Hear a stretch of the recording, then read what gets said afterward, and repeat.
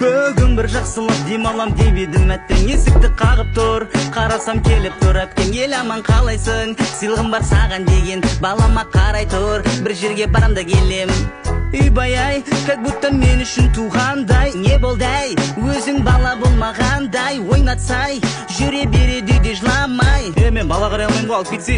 Бай-бай, қалдырып кетсені мамаң. Қалай қарай менде саған? Мына балаң көнбей жатыр, келмей жатыр шамам. Звондай бермешей маған, жылап жатыр ғой енді балаң. Ойыншық беріп далаға шығарып, сәл алдай тұрш, кәз барам. Әкөнай, саған мультик қосып берем, жыламай.